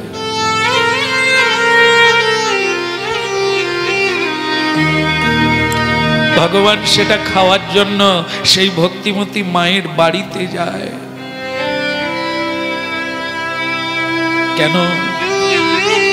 একদিন খুব সকাল সকাল পুরীধামে ভোগ লাগিয়ে দিয়েছে, গোবিন্দ বলছে আজ আমার শিউলি পাতার রস খাওয়া হয়নি। রাজা, আমাকে খেতে যেতে হয়, তুমি ওই ভক্তিমতী মাকে আমার মন্দিরে নিয়ে চলে এসো, প্রতিদিন আমাকে শিউলি পাতার রস দেবে। সেই মাটি জগন্নাথকে সন্তান জ্ঞানে ভালোবাসে। প্রতিদিন এত মিষ্টি জাতীয় খাদ্য খাচ্ছে, আমার ছেলেটার কৃমি হবে, রোগ পীড়া হবে, শরীর খারাপ করবে, সকালবেলা শিউলি পাতার রস খেতে। ভগবান তা গ্রহণ করে, আজও করে। তার বংশ, সেই মায়ের বংশধরেরা আজও সকালবেলা এক গ্লাস ভগবানকে শিউলি পাতার রস নিবেদন করে। ভুরি ভোজ্য ভোগ দিচ্ছে, গ্রহণ করছেন, আর কেউ শিউলি পাতা দিচ্ছে, তার প্রতি প্রসন্ন হয়ে বলছে মা তুমি বৈকুণ্ঠে চলে যাও।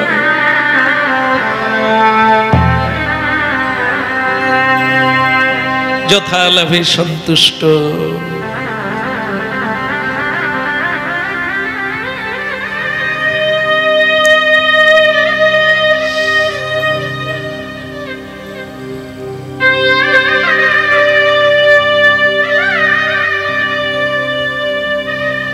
এটি কৃষ্ণ ভক্তের এক অনন্য গুণ, সহিষ্ণুতা। শীতে থরথর করে বলবে না প্রভু বড্ড শীত, ঠান্ডা। গরমে বলবে না প্রভু আমি বড্ড কষ্ট পাচ্ছি গরমে, বলে না, সহ্য করে। সহিষ্ণুতা, তররিব সহিষ্ণুতা। এরাই কৃষ্ণের ভক্ত হতে পারবে, এদের মধ্যেই শ্রীকৃষ্ণের পরম গুণ আসবে।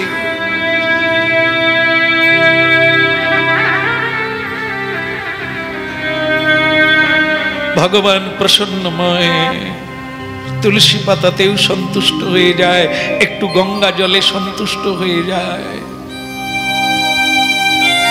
চাই শুধু কি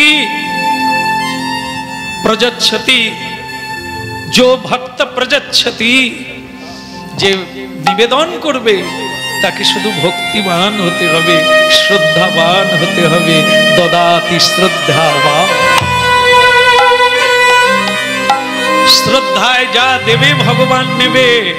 তিনি বায়না করে না, নেবেন না বলেন না, এটা খাবো না বলে না, এটা দামি এটা কম দামি, তিনি বলেন না।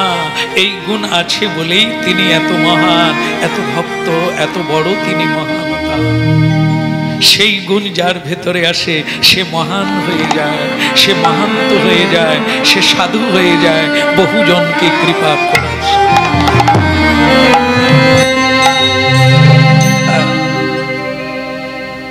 বাবার কাছে নিয়ে গেল ছেলেটা ডাকাতকে। হ্যাঁ, ভগবান কোল বাড়িয়ে বসে আছে, আয়, নিয়ে নিলেন। এখানে কি হয়েছে?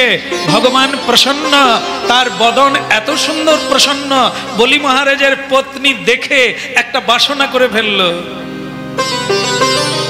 চরণ ধৌত করতে করতে ভগবানকে দেখে ওই মেয়েটার ভেতরে একটা বাসনা জেগে গেল, আহা মরি মরি কি রূপ মাধুরী, এ যদি আমার ছেলে হতো আমি কোলে করে রাখতাম। প্রেম সে বলো রাধে রাধে। দেখুন সদ্বাসনা, এর নাম সদ্বাসনা। ভগবানকে দেখে বাসনা করলো, তুমি যদি আমার ছেলে হয়ে আসতে। ভগবান এরকম করে দিলেন, হাত তুলে দিলেন, দিয়ে বললেন কে বাত হবে। দেখুন কিরকম হবে, এইটুকু কথা। তুমি যদি আমার ছেলে হতে আমি তোমাকে কোল ছাড়া করতাম না। ভগবান বললেন হবে। আবার তারই একটু পরে তার স্বামী বলি মহারাজকে দণ্ড দিয়ে ভগবান যখন বেঁধে ফেললেন একটি স্তম্ভের সঙ্গে, তখন সেই পত্নী আবার ক্রোধ করে বলছে, তুমি যদি আমার ছেলে হতে আমি তোমাকে বিষ খাইয়ে মারতাম। এরকম ছেলে থাকার চেয়ে না থাকা ভালো, আমি মুখে বিষ তুলে দিতাম। ভগবান আবার হেসে বললেন এটাও হবে, তাহলে ওটাও হবে। ভগবান সব কিছু দেন, আমরা যা চাই যে যথামান। ভগবান দেনেওয়ালা, লেনেওয়ালা যা চাইবে তাকে তাই দিয়ে দেবে। যদি না দেয় ভগবানকে তো গালাগালি করবে, তুমি বড় লোকের ভগবান, তেলো মাথায়। ভগবান বলে ওরকমের দরকার নেই, যে যা চাইবে যে যার সামলা। আমার দিয়ে দেবার কথা দিয়ে দেবো, এবার তোরাই সামলা। বলো তা ভগবান দুটো আশীর্বাদ দিলেন। একবার বললেন ছেলে হলে কোলে রাখবো, তাই হবে। আর যদি তোমার মতো ছেলে আমি পাই তার মুখে ফিনিশিং হয়ে গেল ভাগবতের কথা। কি আমরা এরকম জায়গায় আছি, বলি মহারাজের পত্নীর মতো, পরিস্থিতি অনুযায়ী চাওয়া বদলে যায়। যাকে বললো আমি কোল ছাড়া করব না, আবার রেগে গিয়ে তাকেই বলছে তোর মুখে।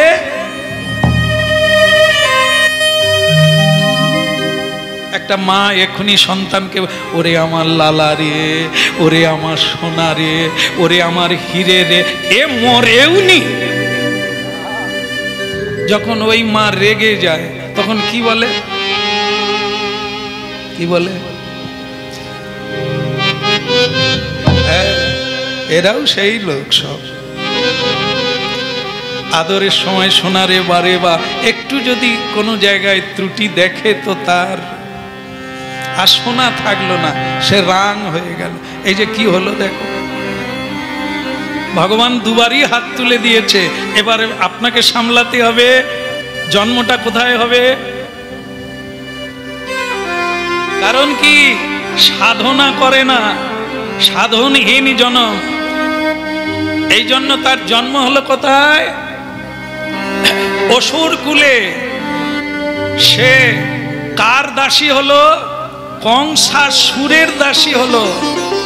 কংসের বাড়িতে কর্ম করে, কংসের আদেশ পালন করে। তার নাম হলো পুতনা, পুতনা। বলি মহারাজের পত্নী কি হলো? কেন ভগবান তাকে পুতনা জন্ম দিলে?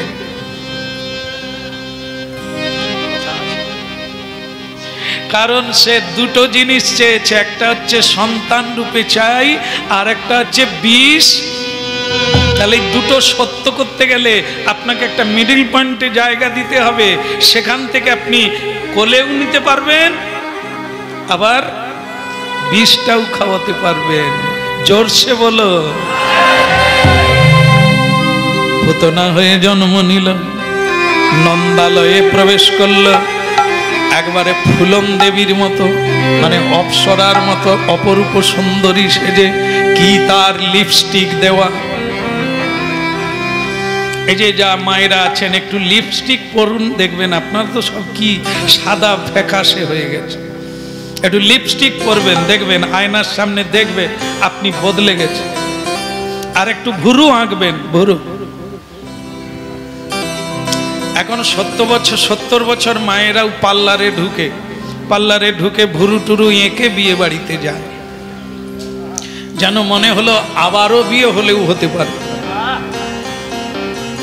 হ্যাঁ, এত সুন্দর হয়। আপনারাও ঢুকে দেখবেন, বদলে যাবেন, নিজেকে নিজে চিনতে পারবেন না।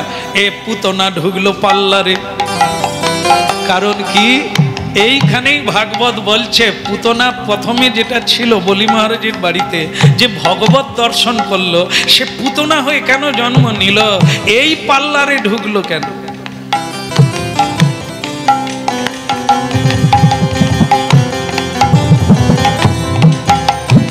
পার্লার তো অনেক ছিল, এই পার্লারে ঢুকলো কেন? এই যে ঠকাবার ধান্দা, লোক ঠকাবে, কি পুতনা কি করে যাবে, বাচ্চা ছেলেগুলোকে মারবে। কৃষ্ণের নাম সে অনেকবার শুনেছে, অনেককে মেরেছে, তার ভাইকেও মেরে দিয়েছে, তাকে মারবে কি করে? ছদ্মবেশে ঢুকবে। তাই সে পুতনা রাক্ষসী, মূলর মতো দাঁত, তাকে ঢুকিয়ে দিল, দিয়ে একবারে সুন্দরী সেজে পদ্ম ফুল হাতে নিয়ে এত ঢং দেখাচ্ছে, মানে যেটা সে নয়, তার তো দাঁতগুলো, ওমা দাঁত মূলার মতো হয়। এগুলো হলো বহিরঙ্গ দাঁত, এ দাঁত দিয়ে খাওয়া যায়?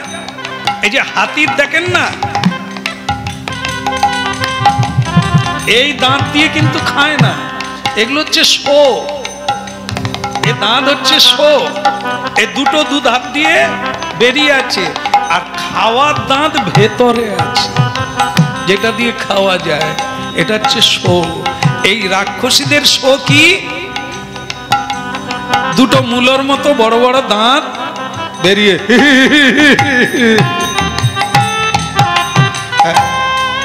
ওদের চিরুনি নেই বোধহয়, সবসময় চুলগুলো এরকম হয়ে আছে, চোখগুলো বড় বড় লাল হয়ে আছে। ওরা তো সুরাপান করে, মদ্য মাংস পান করে, মানুষ খেকো মানে রাক্ষসী। তাই তারা কি এইরকম রূপটাকে ঢেকে দিয়ে কৃষ্ণের বাড়িতে ঢুকছেন রূপসী সেজে। ভাগবত বেত্তা সুখদেব গোস্বামী বলছেন ঠিকই ছিল, অন্য জায়গা যারা ঠকবাজি তাদেরকে ঠকা ঠিক আছে, যারা ছদ্মবেশী তাদের বাড়িতে ঢুকে যা ঠিক আছে, কৃষ্ণের বাড়িতে ছদ্মবেশে ঢুকলি কেন তোরা?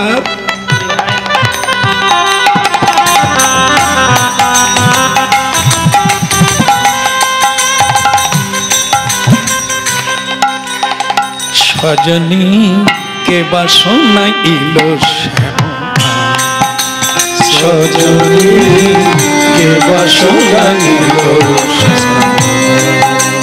এইখানে রবি দিয়া মরমে পশিল আকুল করিল মন প্রাণ। সজনী কে বাসনা ইলো শ্যামনা কে বাসনা, কে বাসনা, কে বাসনা ইল। বলো রাধে রাধে। যশোদার বাড়িতে প্রবেশ করে কি হলো, যশোদা মা বলে এক কোথাকার আত্মীয় কে জানে, দিদি কেমন আছো দিদি? পুতনা যশোদা দিদিকে বলছে দিদি দিদি। যশোদা বলি ও মা, ই আমার কোন জন্মের বোন? নাও বলতে পারছে না, আবার চিনি না তাও বলতে পারছি না। এসো এসো ভেতরে এসো, ভেতরে এসো। তুমি আমায় চিনতে পারছো না, হাঁ করে তাকিয়ে আছো। ওই যে আমার মা আর তুমি দুজনে গঙ্গা স্নানে যাও না, তোমরা দুজনে বোন পাতিয়েছো, আমি তো তারই মেয়ে। ও মা তাই?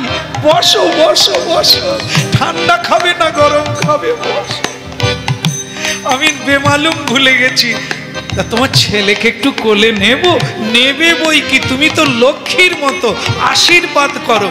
কৃষ্ণ তখন দোলনায় শুয়ে আছে, সে তো অপেক্ষা করছে, ঢুকেছিস তো তাড়াতাড়ি চলে আয়, তোর কাজটা মিটিয়ে দি, তাড়াতাড়ি চলে আয়। হ্যাঁ, আর পুতনা বলে শেষ ঘুমানো ঘুমিয়ে নে, কত দুলবি দুলে নে, এইবার তো তোর গলা টিপ। না না, এরকমে হবে না, ধরা পড়ে যাও।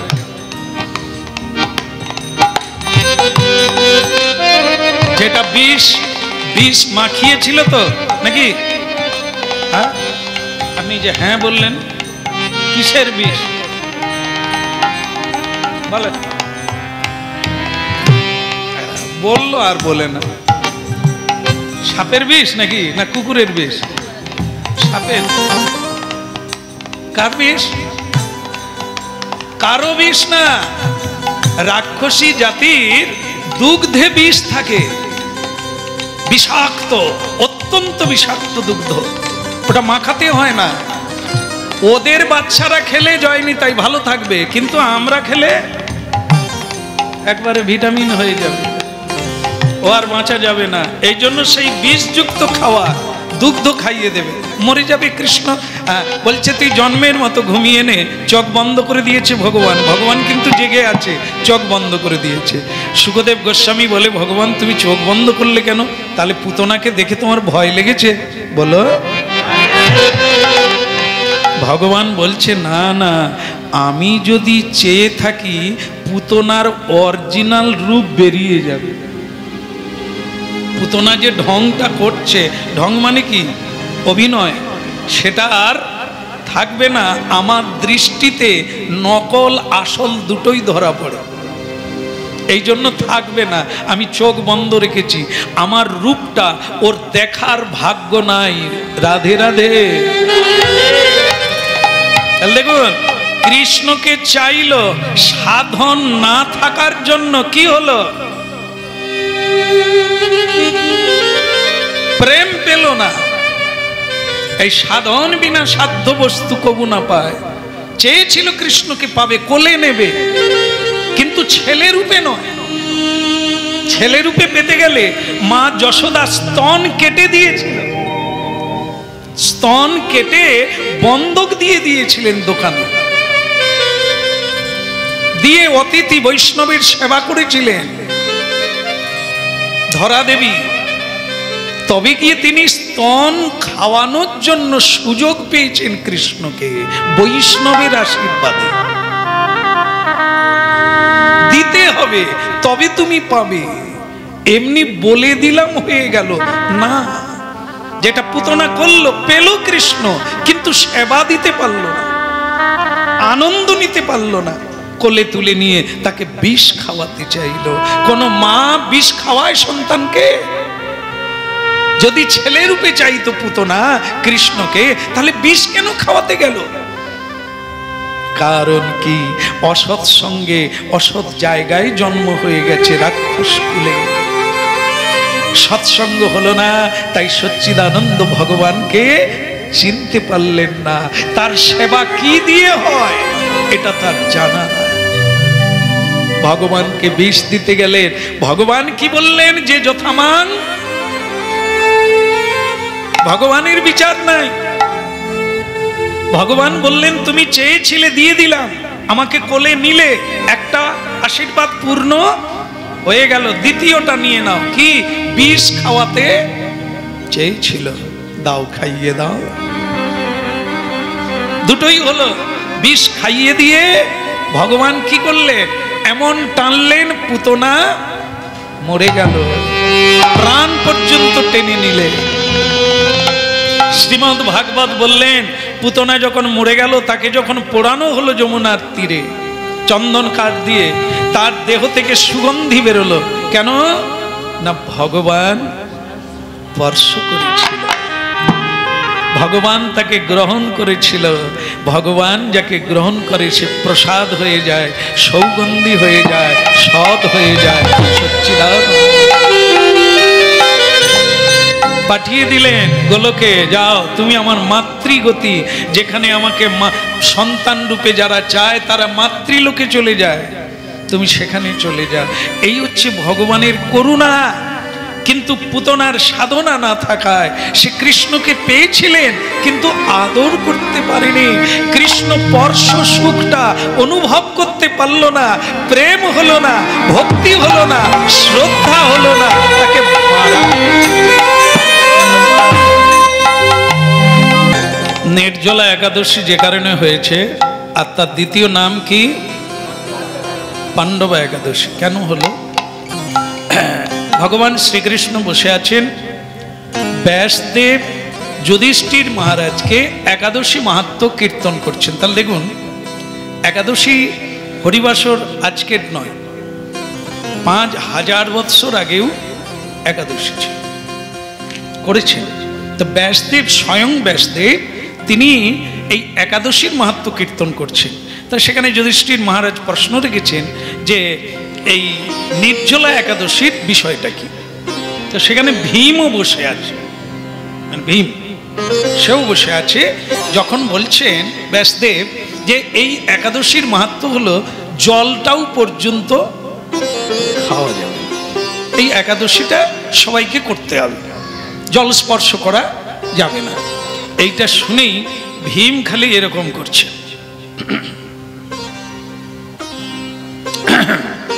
ভগবান কৃষ্ণ বুঝতে পেরে বলছে, ভীমসেন তুমি কি কিছু বলবে?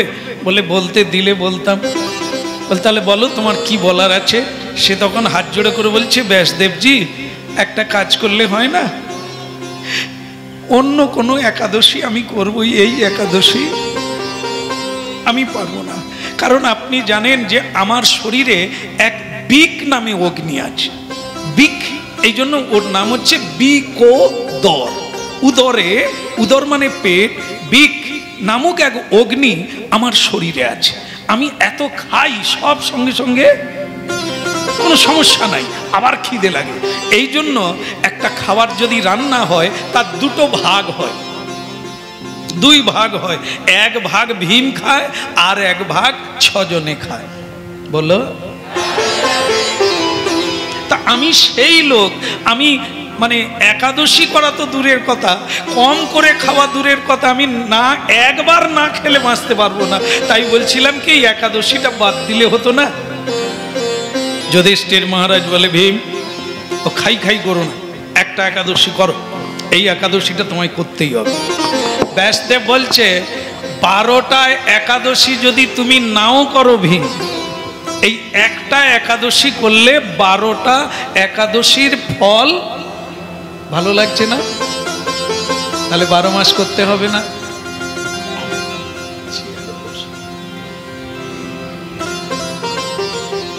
ভয়ে নিচে বসে গেছেন, একাদশী করতে হবে বলে।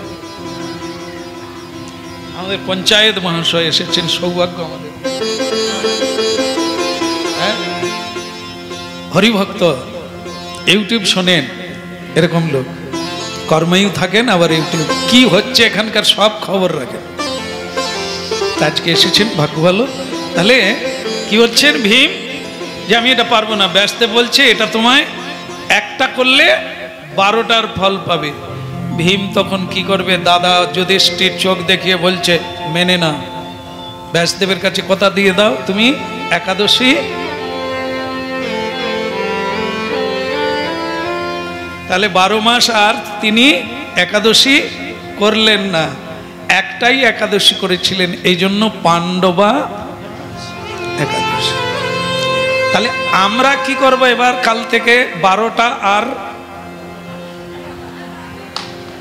আমাদের কিন্তু কিছুই হবে না। তাহলে আমাদের করতে বলা হয়েছে, নির্জলাটাও ওইভাবেই পালন করতে বলা হয়েছে। কেন জানেন? আমরা যে একাদশীগুলো করেছি সেগুলো সব অসম্পূর্ণ, মানে কোনো না কোনো ত্রুটি আছে। পুরো একাদশী, তার ভিতরে হয়তো ঝগড়াও হয়েছে, ব্যবসাও হয়েছে, আন কথা হয়েছে, মিথ্যে হয়েছে, হয়নি? তাহলে তো সব আমারই মতো। বলো, এই জন্য ব্যাসদেব বলছে যাদের ত্রুটিযুক্ত একাদশী হয়েছে, তারা যদি এই একাদশীটা করেন, তাহলে 12 মাসে যত ত্রুটি হয়েছে একাদশীতে, আজকে সব ক্ষমা। হ্যাঁ, আজ সকাল থেকে ভিড় ভালোই ছিল, তবে বেশিরভাগ লোক কিন্তু এটা শোনার পর বলছে, আগে জানলে যা হয় তা হবে, করে দেখতুম। আমি তো সকাল থেকে 4 বার খাচ্ছি। অনেকেই ফোন করছে, এই গরমে হাঁসফাঁস করতেই হবে। আমি শেষকালে উপদেশ দিয়েছি, যেভাবে আগেরগুলোও করেছেন এটাও করেন। একবারে করবে না কেন, তার চাইতে এভাবেই করেন, তবে অন্য দিনের চাইতে প্রাণ ভরে একটু কৃষ্ণ কথা একটু ঝাঁপিয়ে। এই জন্য আজকে আমিও একটু ঝাঁপিয়ে দিলাম। ঝাঁপিয়ে মানে বুঝেন তো, একটু বেশি করে দিলাম, যাতে সব অপরাধ খণ্ডন হয়ে ভগবানের চরণে আমাদের ভক্তি হয়ে যায়।